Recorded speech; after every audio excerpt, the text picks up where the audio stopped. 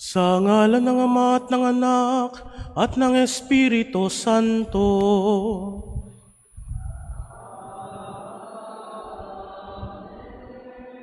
Ang pagpapala ng ating Panginoong Hesukristo, ang pag-ibig ng Diyos Ama, at ang pakipagkaisa ng Espiritu Santo, naway sumainyong lahat.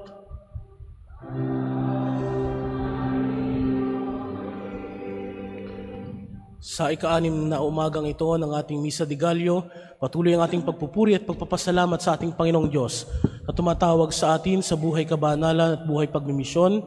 Kaya naman tayo ay patuloy na tumutugon at tayo nagpupuri at nagpapasalamat sa Kanya sa lahat ng mga biyaya na patuloy niyang pinagkakaloob sa atin, lalong-lalo na ang biyaya ng buhay, ang biyaya ng pananampalataya, at ang biyayang ito ng ating pagtitipon sa banal na misa. At upang tayo maging marapat na gumanap sa banal na pagdiriwang na ito, isipin muna natin sumandali ang ating mga nagagawang mga pagkakasala at mga pagkukulang at hingin natin ito ng awa at patawad sa Diyos.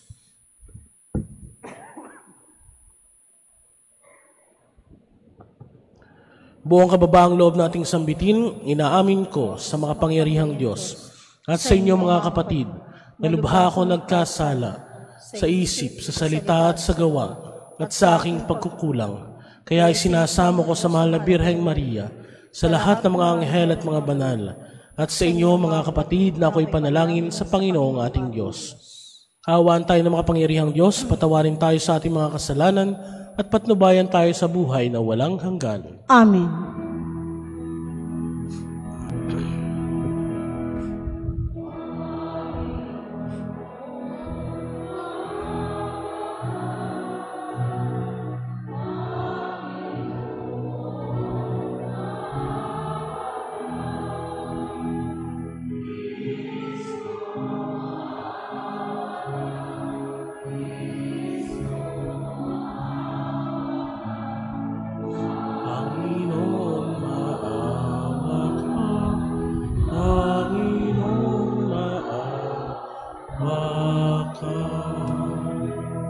Gloria in excelsis Deo. Papuri sa Diyos sa kaitaasan at sa lupa'y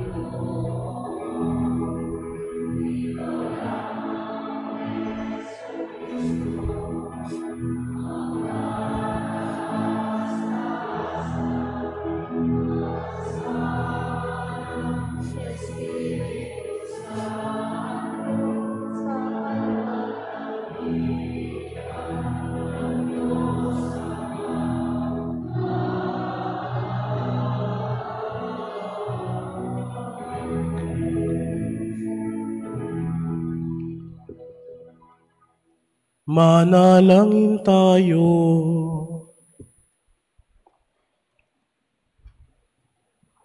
Ama naming makapangyarihan, dinggin mo ang mga kahilingan ng iyong sambayanan upang ang kagalakan sa pagdating ng iyong nagkatawang taong anak ay magdulot ng gantimpalang buhay na walang wakas, sapagkat siya ay nagbalik ng may kadakilaang lantad, sapagkat siya ang namamagitan kasama ng Espiritu Santo magpasawalang hanggan.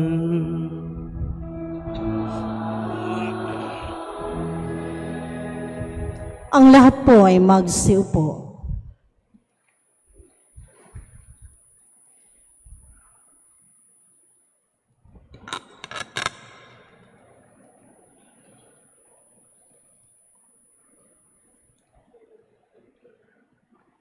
Pagbasa mula sa aklat ng awit ni Solomon. Ang tinig ng aking mahal ay akin nang naririnig.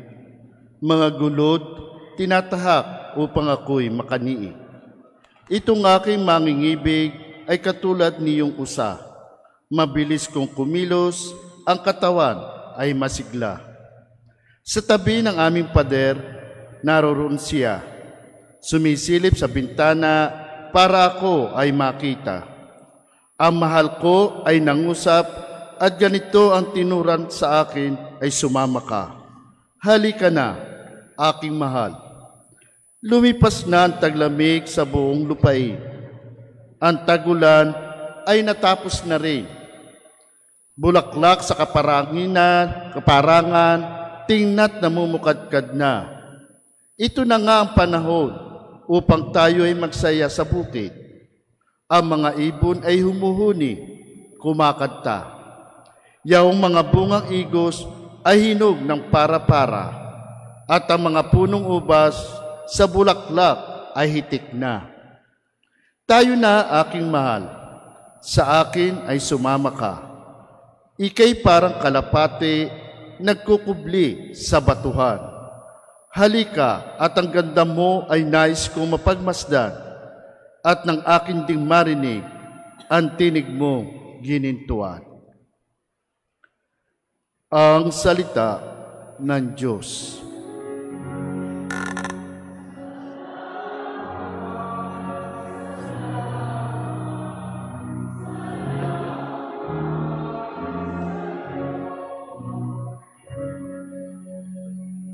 Panginooy papurihan ng tapat niyang sambayanan. Panginooy papurihan ng tapat niyang sambayanan. Ang Panginoon Diyos ay pasalamatan, tugtugin ng alpat awit ay saliwan. Isang bagong awit, awiting malakas, kasaliw ang tugtog ng alpang marilag. Panginooy papurihan ng tapat niyang sambayanan. Ngunit ang mga panukala ng Diyos ay mamamalagit walang pagkatapos. Mapalad ang bansang Panginoon Diyos, mapalad ang bayang kanyang ibinukod. Panginooy papurihan ng tapat niyang sambayanan. Ang ating pag-asa ay nasa Panginoon. Siya ang sanggalang natin at katulong. Dahilan sa Kanya kami natutuwa, sa Kanyang ngalan ay nagtitiwala. Panginooy papurihan ng tapat niyang sambayanan.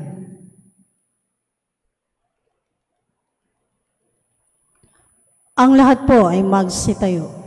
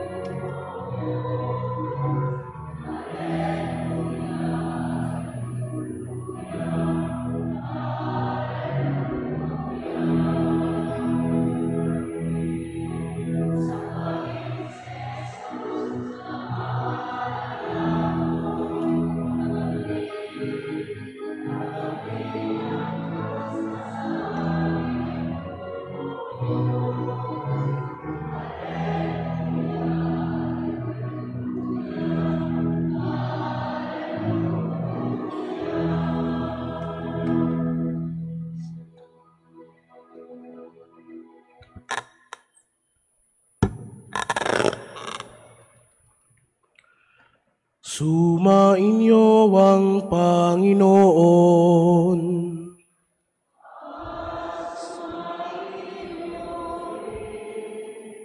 Ang mabuting balita ng Panginoon ayon kay San Lucas.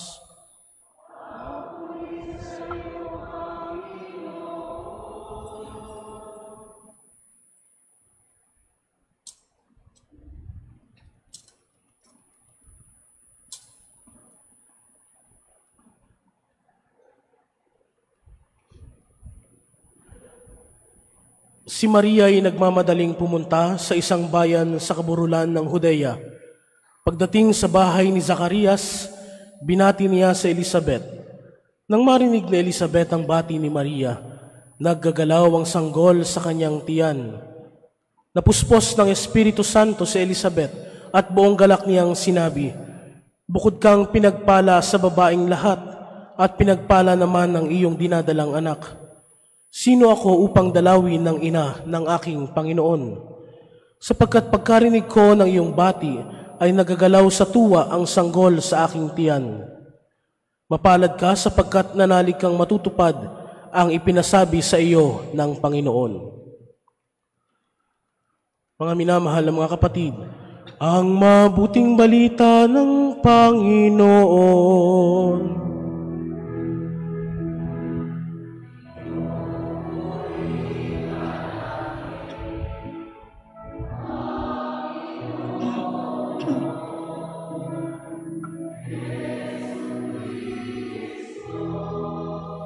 Ang lahat po ay magsiupo.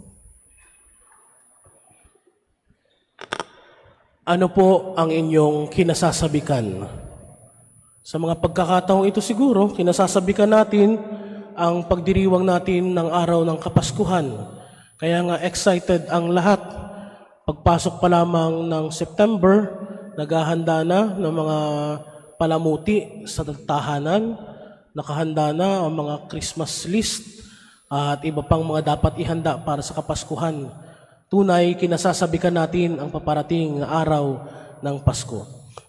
Pero may higit tayong dapat kasabikan, mga minamahal na mga kapatid. At yan ay pinapakita sa atin sa mga pagbasa sa ating pagdiriwang ngayon ng Misa de Gallo.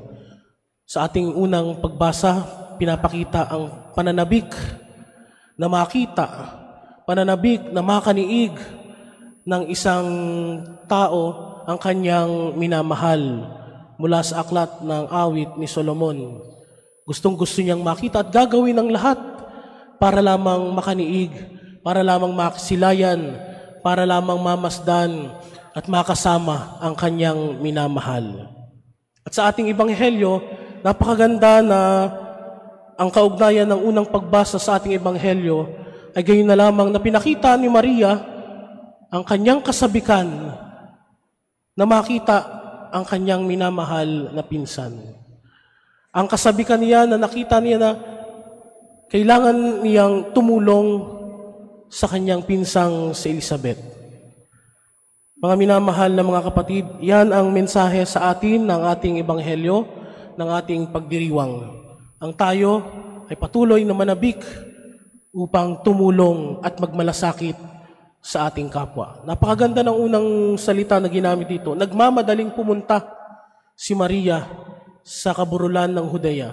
Sapagkat, kung maaalala po ninyo kahapon, ibinalita ng Anghel Gabriel na siya ay magdadalang tao. At sinabi niya, 6 na buwan na ng pagdadalang tao ng iyong pinsang si Elizabeth. At nang marinig ito ni Maria, ito ang kasunod na nangyari, nagmamadali siyang pumunta sa kanila Elizabeth upang paglingkuran si Elizabeth na matanda na. Kaya nga mga minamahal na mga kapatid, ipinapakita sa atin araw-araw ang mga pagkakataon sa ating buhay na may mga taong nangangailangan. May kapwa tayo na nahihirapan. May kapwa tayong humihingi ng tulong sa atin. Hindi man tumatawag sa atin pero nakikita natin sa pang-araw-araw na buhay yung mga taong ito, yung kapwa natin na tunay na nangangailangan at hindi lamang basta yung lumalapit dahil may ibang intensyon o puro hingi na lamang. Kundi nakikita natin talaga sino yung mga nangangailangan. Hindi lamang sa pera, kundi lalo na yung mga tao na patay ang pananampalataya. Yung mga tao na nadidiliman sa kanilang landas. Diyan, mga minamahal na mga kapatid, tayo tinatawag magmadali upang magmalasakit, magmadali at manabik na tumulong at magmalasakit sa ating kapwa. Kaso nga lang, mga minamahal na mga kapatid, sa ating mundo ngayon, napakabilis ng panahon, napakabilis ng teknolohiya na halos tayo ay naiiwan. Kailangan minsan natin magmadali para makakuha o makaabot sa makabagong teknolohiya, para makahabol sa social media, para makahabol sa mga bagong gadgets, para makahabol sa iba't ibang mga bagay na gumugulo sa atin sa mundong ito. At natatakpan, nasasaraduhan yung mata natin na makita ang kapwa natin na nangangailangan. At ang mas pinagtutuunan natin ng pansin, ano ang nasa mundong ito? Ano yung mga magpapasaya lamang sa atin? At yun yung nagiging dahilan kung bakit tayo nagiging makasarili. Ang pananabik natin ay para mapunan yung ating sariling pangangailangan at hindi pangangailangan ng ating kapwa. Kaya hamon sa atin, mga minamahal mga kapatid, ang patuloy tayong manabik sa pagtulong sa kapwa. Hindi lang basta pananabik, kundi nagmamadali na tumulong at magmalasakit sa ating kapwa. Nawa sa tulong at panalangin ng mahal na Birheng Maria at sa kanyang halimbawa, makita natin na laging sapat ang biyaya ng Diyos para sa atin. Laging may lakas at biyaya ang Diyos na ipinagkakalob sa atin para magawa ang mga bagay na ito. Kaya nga, dahil may biyaya at lakas ang Diyos para sa atin, tayo rin ay dapat nagumampan sa ating tungkulin upang magmisyon, upang hanapin ang ating kapwa, upang makita ang pangangailangan ng ating kapwa at ialay ang ating buhay sa pagmamalasakit at sa pananabik na mahalin, tulungan, magmalasakit ang ating kapwa. Ang ating Panginoong Diyos, patuloy na nananabik na tayo ay mahalin. Nananabik na ipagkaloob sa atin ang ating Panginoong Jesucristo sa ating pagdiriwang ng Kapaskuhan at sa muling pagdating ng ating Panginoong Jesucristo sa huling araw. Tayo din, nawa, manabik sa mga biyayang ito at manabik na ibahagi ito sa ating kapwa. Gaya ng pananabik ni Maria na ibahagi si Jesus sa kanyang pinsang si Elizabeth.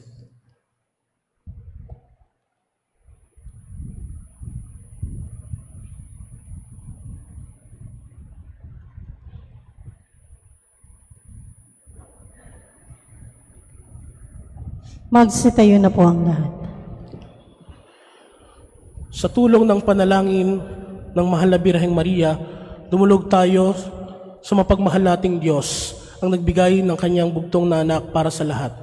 Hilingin natin sa Kanya na tayo maging tulad ni Maria, mukha ng malasakit sa kapwa. Kaya't sa bawat panalangin ng ating itutugon, Ama, turuan mo kaming magmalasakit sa kapwa. Ama, turuan mo kaming magmalasakit sa kapwa. Upang ang ating simbahan sa pamumuno ng ating Santo Papa Francisco, Obispo Mel Rey at mga obispo, pari at diakono ay magkaroon ng tunay na malasakit sa kapwa.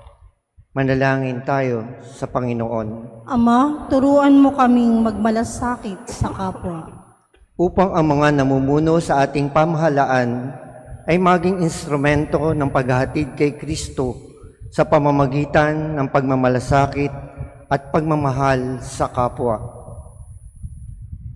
Manalangin tayo sa Panginoon. Ama, turuan mo kaming magmalasakit sa kapwa. Upang ang mga naghihikahos at mga nasa laylayan nating mga kapatid ay makadama ng mapagkalinga at mapagmalasakit na pagmamahal ng Diyos. Manalangin tayo sa Panginoon. Ama, turuan mo kaming magmalasakit sa kapwa. Upang ang lahat ng pamilya ay maging maalalahanin at mapagmalasakit sa mga kapitbahayang Kristiyano at sa lahat ng nakakasalamuhan nila. Manalangin tayo sa Panginoon. Ama, turuan mo kaming magmalasakit sa kapwa. upang ang mga nawawalan ng pag-asa at patuloy na lumalaban sa iba't ibang hamon ng buhay ay huwag panghinaan ng loob at mawala ng pag-asa. Manalangin tayo sa Panginoon. Ama, turuan mo kaming magmalasakit sa kapwa. Upang ang mga kapatid nating yumaon na sa mundong ito ay makatagpo ng kapahingahan at kaligayahang walang hanggan. Manalangin tayo sa Panginoon. Ama, turuan mo kaming magmalasakit sa kapwa. At sa saglit na katahimikan nating itaas sa Diyos ang lahat ng ating mga personal na panalangin at kahilingan.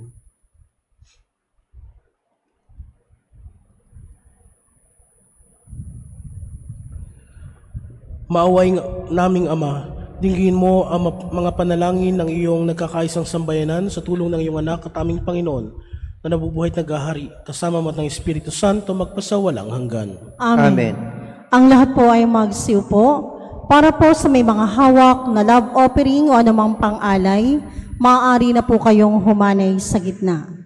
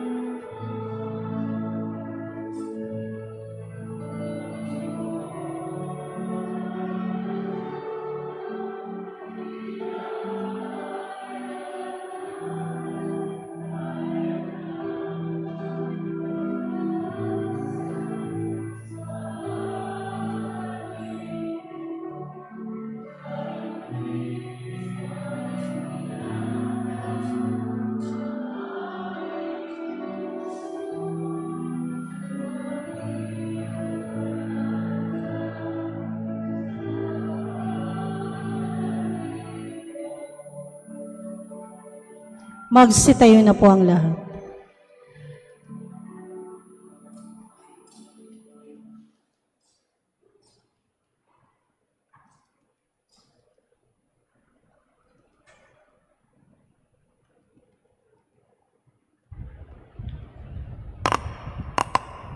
Manalangin kayo mga kapatid upang ang paghahain natin ikalugdan ng Diyos amang makapangyarihan. Tanggapin nawa ng Panginoon itong paghahain sa iyong mga kamay, sa kapurihan niya at karangalan sa ating kapakinabangan at sa buong sambayanan niyang banal. Ama naming lumikha, kalugdan mo ang mga alay ng iyong sambayanan, ang ipinagmamagandang loob mong ibigay sa amin upang maihain ay siya nawang gumanap sa iyong ginagawa upang kami tubusin. Sa pamamagitan ni Jesucristo, kasama ng Espiritu Santo, magpasawalang hanggan.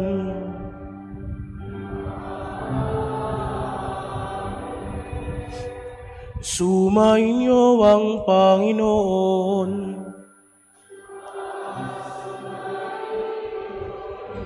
Itaas sa Diyos ang iyong puso at diwa.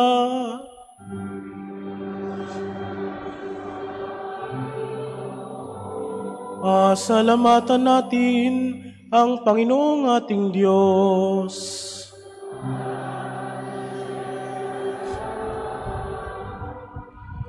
Ama naming makapangyarihan, tunay ang marapat na ikaw ay aming pasalamatan sa pamagitan ni Jesucristo, naming Panginoon.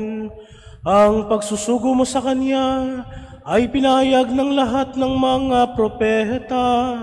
Ang pagsilang niya ay pinanabikan ng mahal na birheng Kanyang inang tunay sa kapangyarihan ng Espiritong Banal. Ang pagdating niya ay nilahad ni San Juan Bautista sa kanyang pagbibinyag. Ngayong pinaghahandaan namin ang maligayang araw ng kanyang pagsilang, kami nananabik at nananalangin, lubos na makaharap sa kanyang kadakilaan. Kaya kaysa ng mga anghel na nagsisiyawit ng papuri sa iyo, nang walang humpay sa kalangitan, kami nagbubunyi sa iyong kadakilaan.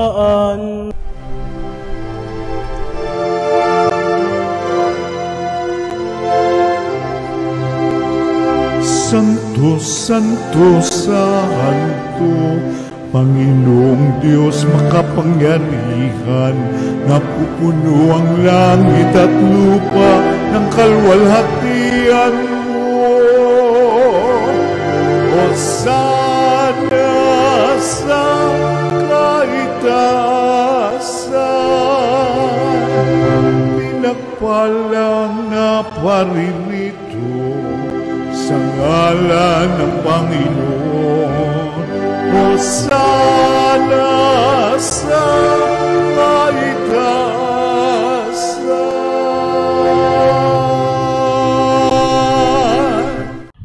Ama naming banal, ikaw ang bukal ng tanang kabanalan. Kaya't sa pamagitan ng iyong Espiritu, gawin mong banal ang kaloob na ito, upang para sa aming maging katawan at dugo ng aming Panginoong Jesucristo. Bago niya pinagtiis ang kusang loob na maging handog, hinawakan niya ang tinapay. Pinasalamatan kaniya. Pinaghati-hati niya iyon, iniabot sa kanyang mga lagad at sinabi, "Tanggapin ninyong lahat ito at kanin.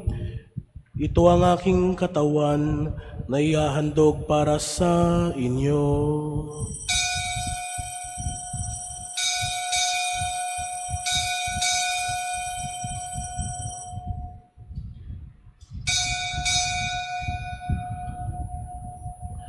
Gayun din naman nung matapos ang hapunan, hinawakan niya ang kalis.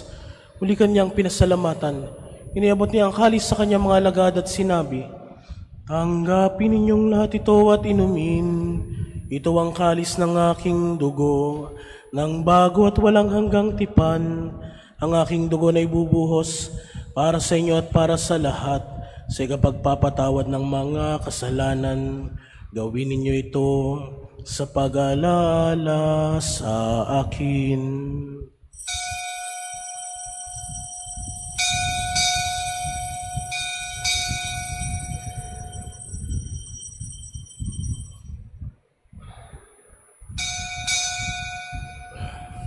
Ipagbunyi natin ang misteryo ng pananampalataya.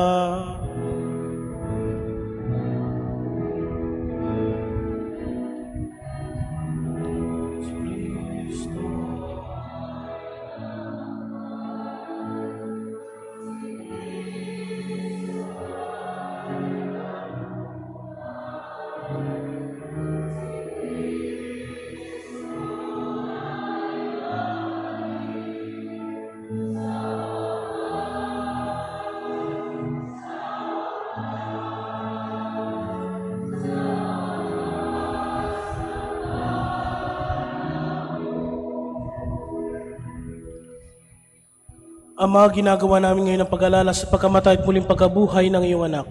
Kaya tiniaalay namin sa iyo ang tinapay na nagbibigay buhay at ang kalis na nagkakaloob ng kaligtasan.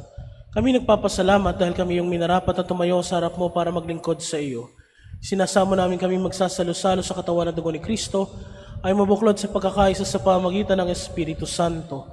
Ama, lingapin mo ang iyong simbahang laganap sa buong daigdig. Puspusin mo kami sa pag-ibig kay San Francisco na aming Papa at ni Melrey na aming Obispo at ng Tanang Kaparian. Lalahanin mo rin ang mga kapatid naming nahimlay na may pag-asang sila'y muling mabubuhay gayon din ang lahat ng mga pumanaw. Kaawaan mo sila at patuloyin sa iyong kaliwanagan. Kaawaan mo at pangindapan kaming lahat na makasalo sa iyong buhay na walang wakas. Kaysa ng mahal na Birheng Maria, Ina ng Diyos, kaysa ni San Jose na kanyang kabiyak ng puso, kaysa ng mga apostol, kaysa ni San Fernando ang aming patron at ang lahat ng mga banal na namuhay dito sa daigdig ng kalugod-lugod sa iyo. May pagdiwang nawa namin ang pagpupuri sa kararangal mo sa pamagitan ng iyong anak na aming Panginoong Hesukristo. Sa pamagitan ni Kristo kasama niya at sa Kanya, ang lahat ng parangal at papuri ay sa iyo, Diyos amang makapangyarihan, kasama ng Espiritu Santo, magpasawalang hanggan.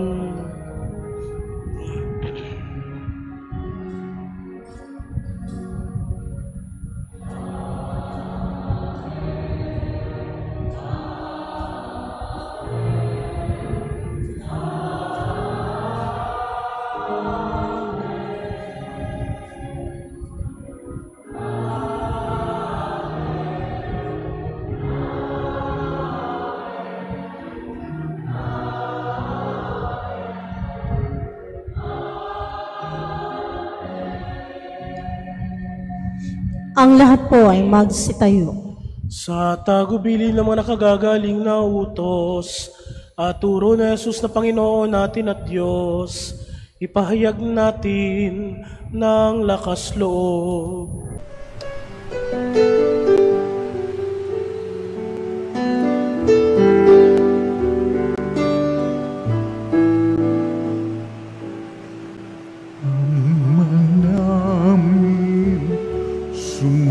Sumasalang ka, sambahin ang ngalan mo, mapasamin ang kaharian mo, sundin ang loob mo dito sa lupa para nang sa langit. Bigyan mo po kami ngayon ng aming kakanin sa araw-araw at patawarin mo kami sa aming mga sala para ng pagpapatawan namin sa nagkakasala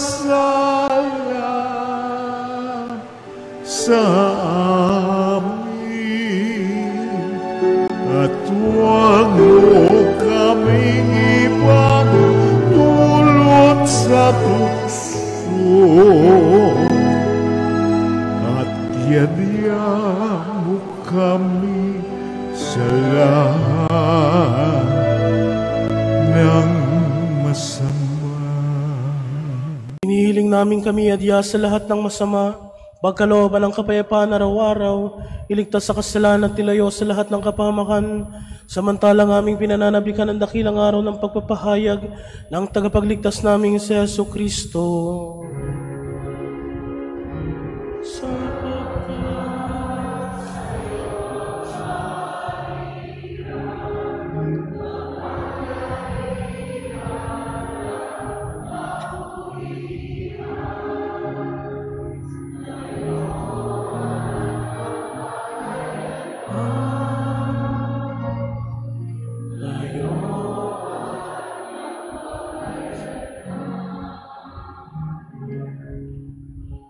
Panginoong Jesucristo, sinabi mo sa iyong mga apostol, kapayapaan ang iniiwan ko sa inyo, ang aking kapayapaan ang ibinibigay ko sa inyo.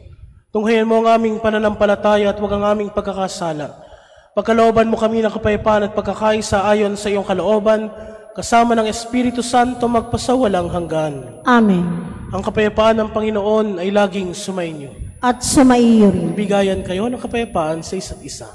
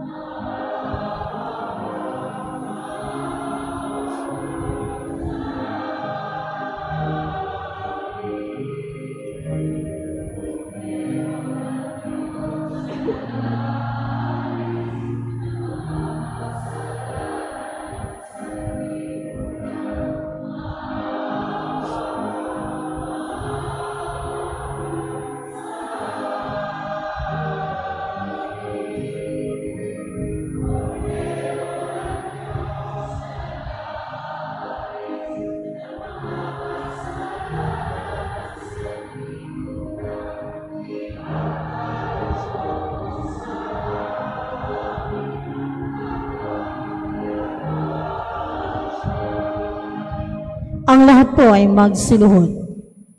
Ito ang kordero ng Diyos. Ito ang nag-aalis ng mga kasalanan ng sanlibutan. Mapalad ang mga inanyayahan sa kanyang piging. Panginoon, hindi ako karapat-dapat na magpatuloy sa iyo. Ngunit sa isang salita mo lamang ay gagaling na ako.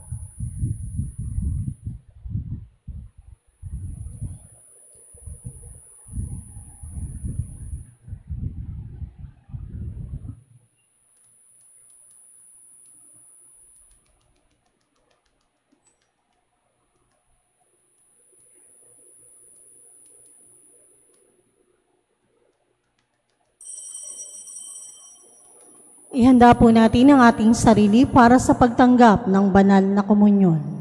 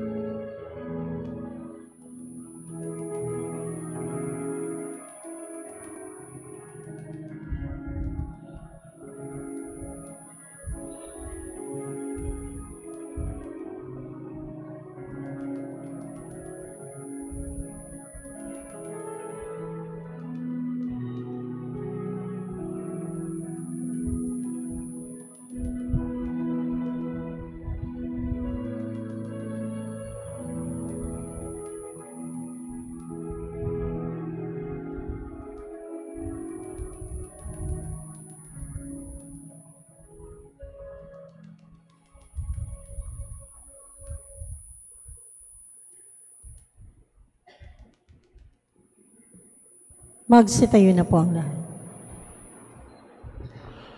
Manalangin tayo.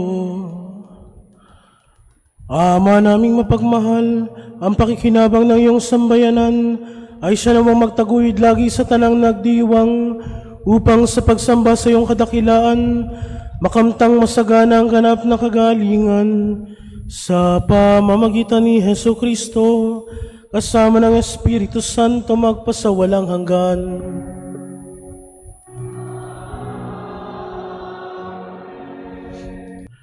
Sumainyo ang Panginoon.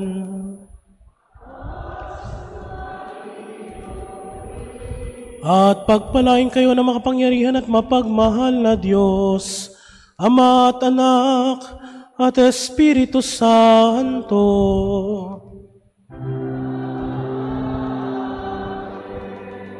Tapos na ang misa, tumayo kayong mahapayapa. Magandang umaga po sa inyong lahat.